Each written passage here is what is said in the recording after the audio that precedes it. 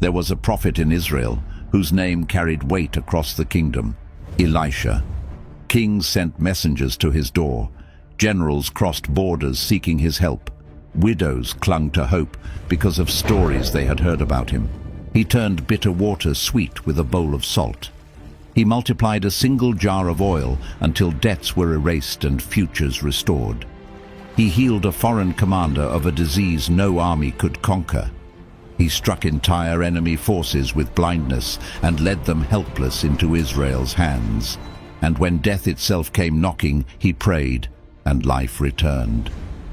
Miracle after miracle, year after year, the question grew louder. What kind of man carries this much of God's presence? But the most haunting part of Elisha's story didn't happen while he was alive. It happened after. He had been dead for years, his body buried, his tomb sealed and silent. Then one day, in the chaos of a hurried funeral, a corpse was thrown into that same grave. The moment flesh touched those ancient bones, death released its grip. The man's eyes opened. His chest rose. He stood, alive again, in the darkness of a tomb.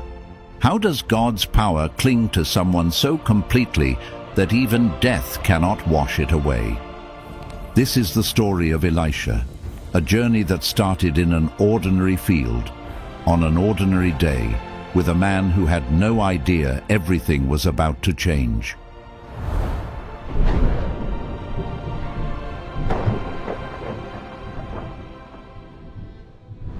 Elisha's story begins in the soil. The kind of soil that clings to your hands, settles under your nails, and reminds you that life is often shaped in places where no one is watching. He was guiding the 12th yoke of oxen, a sign of a hard-working family, not a wealthy one, steadily carving paths across the field. The rhythm of the day was simple, familiar, predictable, and that is precisely when God tends to move. Elijah approached without announcement, without trumpet or command. He simply placed his mantle, the symbol of prophetic authority, across Elisha's shoulders. A mantle, resting for a moment, then lifted again. The moment carried its own weight, heaven speaking through fabric and touch. Yet the significance of that brief contact changed everything. Elisha knew it instantly. A divine calling often arrives in a whisper, not a spectacle. He left the plow behind and ran after Elijah. The words he spoke were not of hesitation, but of honor, a request to bid farewell to his parents before stepping into a life he could not fully understand. Elijah's answer carried both freedom and challenge, an invitation to choose without pressure, but also without excuses. Elisha returned home only long enough to make a statement that would resonate for generations to come. He dismantled the plow, the very tool of his livelihood, and used its wood to build a fire. He prepared the oxen as a meal for his community, a final act of generosity before stepping into the unknown. It was more than a farewell. It was a declaration that there would be no turning back. A life once grounded in the fields would now be shaped by the voice of God. Then, with the fire behind him and the mantle ahead of him, Elisha followed Elijah as a servant, walking behind a man whose footsteps would train his own heart for what lay ahead. What he could not see in that moment was that this simple obedience was the beginning of a path that would one day open rivers, confront kings, restore life, and reveal the unseen armies of heaven. Elisha did not know how long he would walk beside Elijah, but every day with the prophet had formed something deep within him, a steadiness, a sensitivity to God's movements, an understanding that divine assignments often unfold in ways the human mind cannot predict. And then came the day when everything felt different. Elijah's steps were slower, his voice quieter, as if he carried a secret the earth itself was waiting to hear.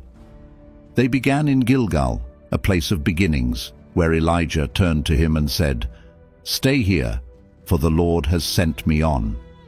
It sounded gentle, almost protective, like a father shielding a son from coming pain. But Elisha would not let distance separate what God had joined. He answered with a resolve shaped through years of service. He would not leave Elijah's side, especially now when the air itself felt charged with expectation. So they walked together to Bethel, where the sons of the prophets approached Elisha with whispers, "Do you know the Lord will take your master from you today?" Their words carried curiosity, but Elisha carried reverence. He acknowledged them only briefly. Some moments are too sacred to dissect. Some transitions are too holy to treat lightly. Again Elijah urged him to stay behind. Again Elisha refused to let go. At Jericho the same scene repeated, the quiet request to remain, the firm refusal to part. Loyalty had become the language between them, spoken through footsteps and silence. Finally they reached the Jordan. Elijah folded his mantle and struck the waters, and the river obeyed, pulling back as if recognizing the authority God had placed upon him. They crossed on dry ground, just as Israel once had under Joshua. And there, on the far side of the river, Elijah stopped. The journey had reached its final steps. "What shall I do for you before I am taken from you?" Elijah asked. Elisha did not speak of safety, or legacy, or influence. He asked for something that revealed his heart more than any miracle he would ever perform, a double portion of Elijah's spirit. It was readiness speaking. He understood that the road ahead would be heavy, and he desired the strength to carry it. Elijah's answer was tender and solemn. If Elisha could see him when he was taken, the request would be granted. What neither of them said aloud was the truth standing quietly between them. The next moments would shape the future of a nation. They walked a little farther, speaking softly, as if each word was part of a farewell neither knew how to voice. The wind felt different on that side of the Jordan, warmer, heavier, almost watchful.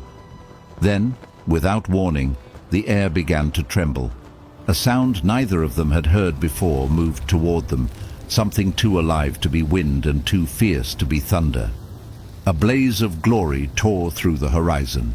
A chariot of fire, pulled by horses of fire, descended between them with a force that shook the ground.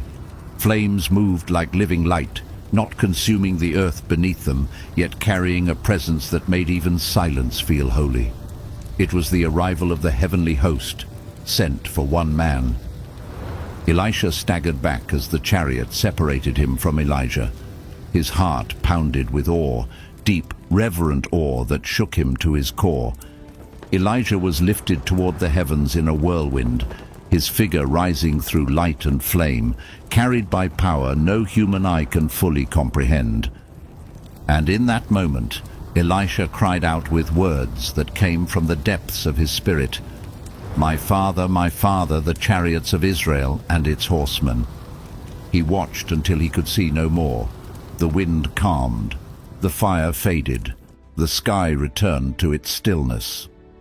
But at Elisha's feet lay the mantle, the same mantle Elijah had once placed on his shoulders in a quiet field on an ordinary day. Elisha tore his garments as a sign of the grief that comes when a great chapter closes. Then he picked up the mantle. The fabric was familiar, yet now it felt heavier, charged with responsibility and promise. He walked back toward the Jordan, the waters rushing before him. Holding the mantle high, he struck the river and spoke the words that would define the rest of his life. "Where is the Lord, the God of Elijah?" The river answered first. It divided without hesitation, opening a path for him to cross. And from a distance the sons of the prophets saw it and understood. The spirit that had rested on Elijah now rested on Elisha. A new prophet had risen, and heaven had made it unmistakably clear. When Elisha returned across the Jordan, the sons of the prophets met him with a mixture of reverence and uncertainty. They had watched the river open under his command, yet their hearts still wrestled with the absence of Elijah. For years, the older prophet had been a pillar among them, and now They stood face to face with the man who would carry the mantle forward. Elisha did not try to prove anything. He simply walked with the quiet steadiness of someone entrusted with a task greater than himself. Soon after, messengers from Jericho approached him. Their city was beautifully situated, surrounded by fertile land and strong walls, but beneath its beauty lay a problem that had shaped daily life for years. The water source was corrupted. It caused sickness, robbed the soil of its strength, and turned hope into a constant struggle. Even in a prosperous place, people lived with a quiet fear of what their own water might do to them. They spoke to Elisha with both respect and desperation. He listened as someone who understood the weight of their suffering. Then he asked them for something unusual, a new bowl filled with salt. They brought it at once, unsure of what he intended, but trusting the authority God had placed on him. Elisha walked to the spring itself, the heart of their need. He poured the salt into the source and declared, "This is what the Lord says. I have healed this water. It will no longer bring harm or death." And from that day, the spring flowed with purity. The miracle extended beyond the water. It carried the assurance that God still moved among his people, restoring what had been broken and breathing life into places long marked by struggle. Not long after healing the waters of Jericho, Elisha traveled toward Bethel, a place where spiritual compromise had shaped the culture for generations. It was a region marked by the influence of idolatry, where reverence for God had been slowly replaced by attitudes that treated holy things as trivial. As Elisha approached the outskirts of the town, a group of young men came out to confront him. The scripture describes them using a term that refers to youths or young men, not small children, people already shaped by the spirit of their environment, disrespectful, hardened, and eager to mock anything that represented God's authority. Their words were not simple insults. They carried a deeper meaning, a rejection of the prophetic office itself. They taunted him, shouting, "Go up, you bald man! Go up!" echoing the event of Elijah's ascension as if to say, "If Elijah was truly taken by God, why are you still here? Why don't you disappear as well?" It was more than mockery. It was contempt for the God who had raised Elijah and now commissioned Elisha. Elisha stopped. The road fell quiet around him. This moment touched something deeper than personal offense. It revealed a spiritual sickness that ran through the town, a defiance that had taken root over years of turning away from God. He turned toward them and spoke a curse in the name of the Lord, an act of divine justice. What followed was swift and sobering. 2 bears emerged from the nearby woods and scattered the group, leaving them with a terrifying reminder that mocking God's voice carries consequences. News of the event spread quickly as a warning that the presence of God is not something to treat lightly.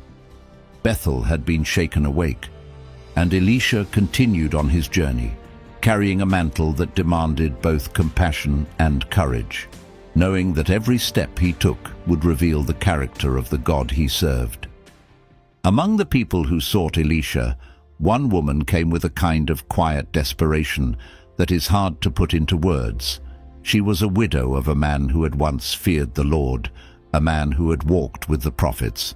But death had visited her home, and with it came the crushing weight of debt. In her anguish, she faced a threat that would break any parent. The creditor was coming to take her 2 sons as servants. Her home was filled with memories, yet empty of options. And so she came to Elisha with the honesty of a heart on the edge. Elisha listened with a gentleness that made room for her pain. Then he asked a question that reached deeper than her circumstances. "Tell me, what do you have in your house?" She hesitated at first. Scarcity has a way of making even small things feel insignificant. Finally, she answered that she had nothing but a small jar of oil. To her it seemed useless. To God, it was more than enough. Elisha told her to borrow as many empty vessels as she could, to go inside her home with her sons, close the door, and pour out the oil. Just a simple act of faith carried out behind a closed door where only God could see. She began to pour, and the oil flowed. Vessel after vessel filled, and still it did not stop.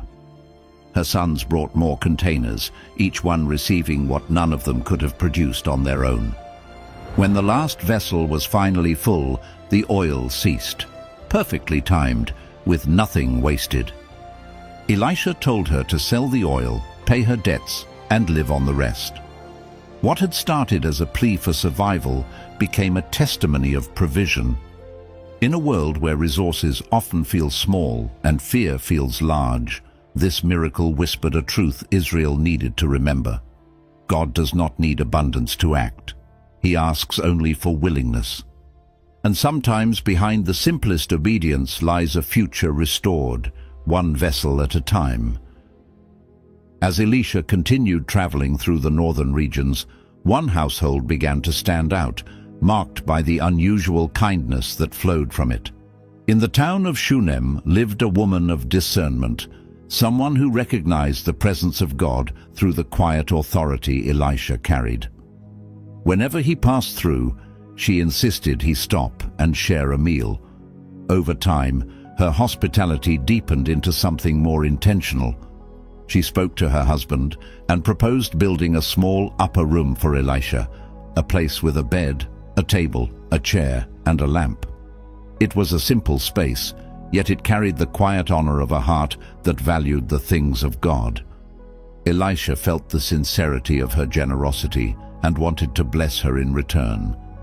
When he learned she had no child and that her husband was aging, he called her to the doorway of the room she had built and spoke a promise she had long ago stopped hoping to hear.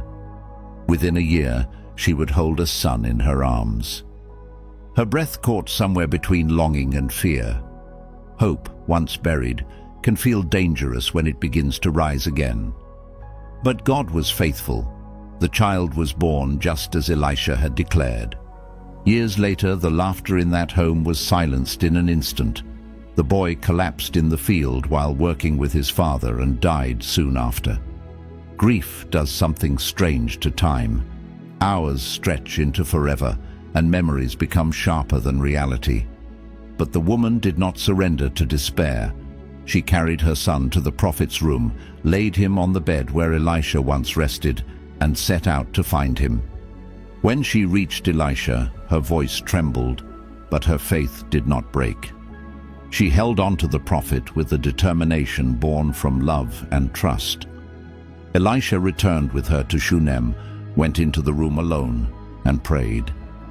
He stretched himself over the child, and warmth returned to the boy's lifeless body. Breath followed, movement followed, life returned. The woman fell at Elisha's feet, overwhelmed by the mercy of God. Her son was restored because she believed the God who sees beyond walls and hears beyond whispers. In her story, Israel witnessed a truth carried quietly through generations. The God who gives life does not abandon what he has given. Far to the north, in the kingdom of Aram, lived a man whose name stirred both admiration and fear. Naaman was a commander of armies, a man celebrated for victories that shaped nations. Soldiers followed him without hesitation. Kings trusted him without question. His armor carried stories of triumph, and his presence commanded respect wherever he walked. But beneath that armor, hidden from public eyes and political power, lived a quiet truth that threatened everything he had built. Naaman suffered from leprosy. No strategy could conquer it. No reputation could shield him from it. Even the strongest men discover moments when human strength reaches its limit. In his household lived a young Israelite girl, taken captive during a raid. She had every reason to resent the place she now called home, yet compassion shaped her words. She told Naaman's wife that a prophet in Samaria could bring healing. Her voice could have been ignored, but hope has a way of speaking through unlikely people. And when suffering silences pride, even generals learn to listen. Naaman traveled to Israel with gifts fit for royalty, expecting a ceremony worthy of his status. Instead, Elisha did not even come to the door. He sent a message. Naaman was to wash in the Jordan River 7 times.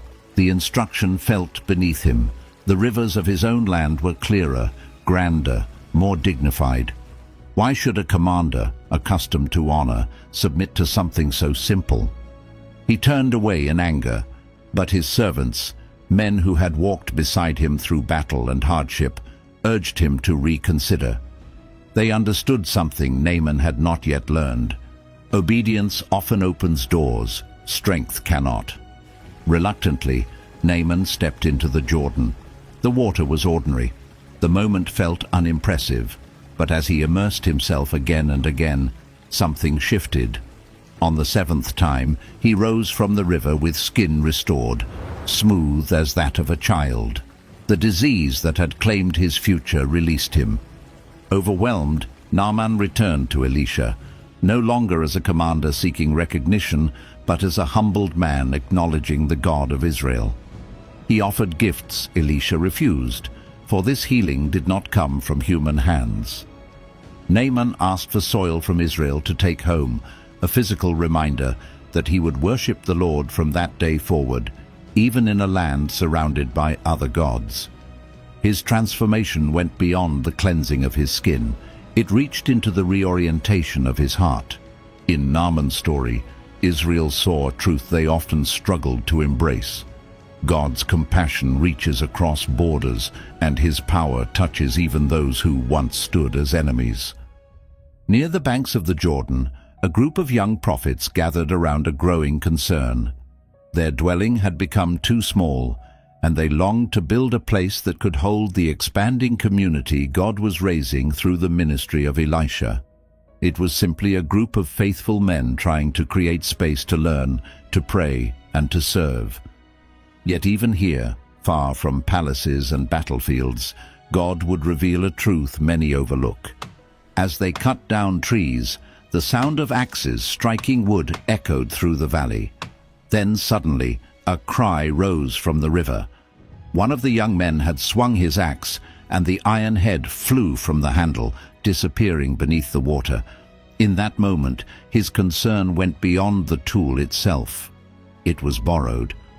Losing it meant shame, debt, and the kind of stress that can consume a humble worker's heart. He ran to Elisha, not embarrassed to admit his worry, and Elisha, who had seen chariots of fire, who had raised the dead, who had purified poisoned stew and healed foreign generals, listened to this young man with the same seriousness he offered to kings. Because nothing is small in the hands of God. Elisha asked where the axe head had fallen. The young prophet pointed to the water, murky and still. There was no logical solution in sight. Iron sinks, it doesn't float. But Elisha cut a piece of wood, tossed it into the river, and as it touched the surface, the impossible took place. The iron rose. The young man reached out and took it from the water, stunned by a miracle that seemed almost gentle in its simplicity. A lost tool restored, a burden lifted, a quiet reminder that the God who parts seas and raises nations also steps into the daily concerns of ordinary people. This moment did not reshape kingdoms or redraw borders, but it shaped the hearts of the sons of the prophets. It taught them that God's presence was with them in the small frustrations, the everyday failures, the places where people feel unseen. The floating axe head carried a revelation that whispered to every generation that followed, "You are seen. Your struggles matter, and the God who works wonders on the battlefield also walks beside you in the quiet places, ready to lift what has sunk beneath the surface of your life." The sun had barely risen when fear swept through the small city of Dothan. Horses snorted in the distance. Metal struck metal. The earth trembled under the weight of a foreign army encircling the hills. The Syrians had come with one mission: capture the prophet Elisha, the man who seemed to know their plans before they were spoken. Inside the house, Elisha's servant peered out the window and froze. Soldiers stretched across the horizon like a dark tide, spears, shields, chariots, an overwhelming force. Panic rose in his chest as he ran to Elisha. "My master, what are we going to do?" His voice trembled, his hands shook. In his mind, this was the end. They were outnumbered, outmatched, surrounded, and alone. But Elisha did not rise in alarm. He did not rush to the door or prepare an escape. He simply looked at his servant with a calmness that felt almost unnatural. "Do not be afraid," he said softly, "for those who are with us are more than those who are with them." To the servant, the words made no sense. More? Where? All he could see was danger closing in, and Elisha's peace felt almost impossible to grasp. Then Elisha prayed, "Lord, open his eyes so that he may see." The room fell quiet. Something shifted, like a veil lifting. The servant blinked and looked again, and what he saw shattered every fear he held. The mountains surrounding Dothan were ablaze with heavenly fire. Horses and chariots of flame stood in ranks beyond counting.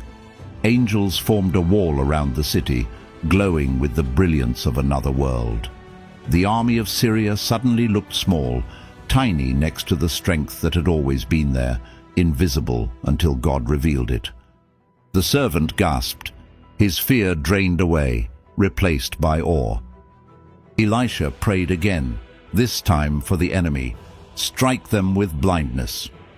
In an instant, confusion swept through the Syrian ranks. Their eyes opened, yet they could not see. They stumbled, disoriented, unable to recognize the man they had come to seize. Elisha walked out to them, unafraid. He guided the entire army to Samaria, straight into the hands of Israel. The king, startled by the sudden arrival of thousands of confused soldiers, asked whether he should destroy them. But Elisha shook his head. "No, feed them, give them water, send them back."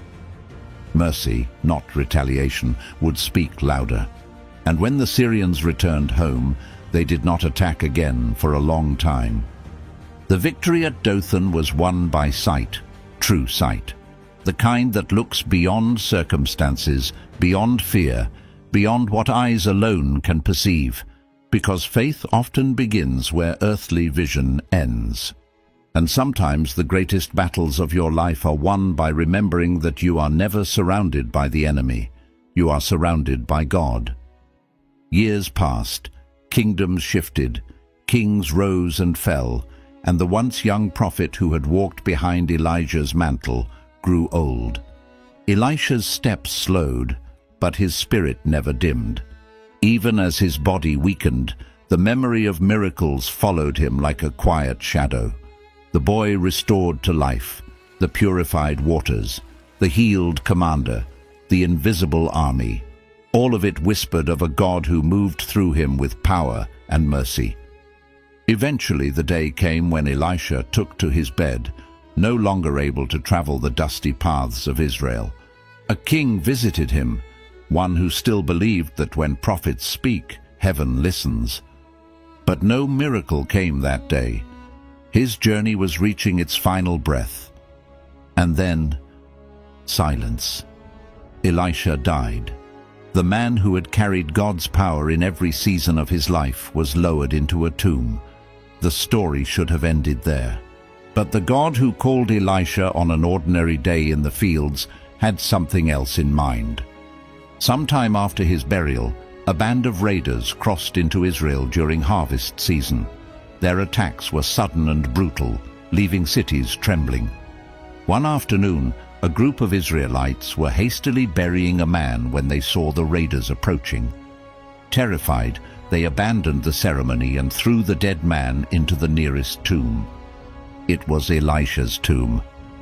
The moment the man's body touched Elisha's bones, life surged back into him.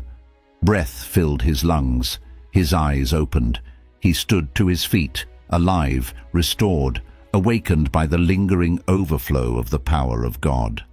There was no prophet standing over him, no prayer spoken, no command issued, just the touch of bones once carried by a man who walked so closely with God that even death could not erase the imprint. This final miracle pointed to something far greater than Elisha himself. It revealed a truth Israel needed then, and we still need now. God's power extends beyond human limits. His faithfulness does not die when his servants do. His presence moves beyond what the world calls final. Elisha's tomb declared a message long before another tomb in Jerusalem would one day stand empty. The living God reigns over death itself. And just as Elisha's life had been a channel of miracles, his final testimony became a promise. God can bring life where everything seems lost. He can raise what has fallen. He can breathe again into what the world has already buried. Even in the silence of a tomb, heaven is not finished. Elisha's story does not fade quietly into history. It lingers like a steady flame, shaped by obedience, sharpened through trials, strengthened by faith, and crowned by a legacy that outlived his own heartbeat. His journey began behind a plow and ended with a miracle that broke the natural order. Between those bookends lies a portrait of a life fully surrendered to God. Bold enough to ask for a double portion, humble enough to serve without conditions, tender enough to care for the forgotten, and fearless enough to confront the powerful. Elisha never sought greatness, he sought God, and because of that, his life became a canvas where heaven painted wonders. The plow abandoned in the field reminds us that calling often interrupts comfort. The waters of the Jordan tell us that God makes a way where none exists. The purified spring of Jericho whispers that what is bitter can become whole again. The oil that never stopped flowing teaches that God multiplies what we offer him. The Shunammite's restored sun reveals that faith can reach where human strength cannot. The floating axe head shows that no need is too small for his care. The army of fire surrounding Dothan reminds us that unseen help stands where fear tries to rule. And the man who rose when he touched Elisha's bones tells us that God's power is not limited by human endings. Every miracle speaks of God's nearness to his people. And now the question turns toward each of us. What would your life look like if you believed, truly believed, that the same God who stood with Elisha stands with you? What fear would loosen its grip? What burden would feel lighter? What unanswered prayer would you dare to bring before him again? Elisha's story invites us to something deeper than admiration. It calls us into imitation, following his posture, his availability, his willingness to say yes to God before knowing where the path would lead. Your own story with God is not finished.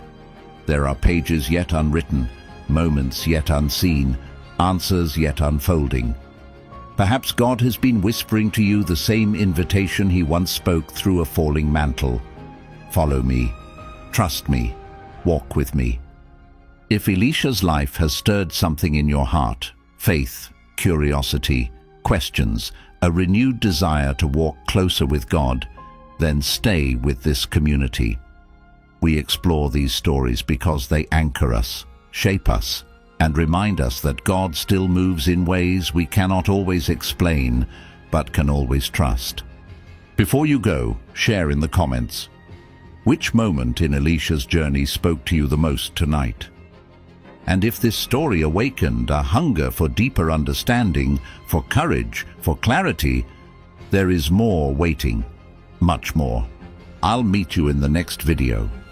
Until then, may the God who walked with Elisha walk with you in every step you take.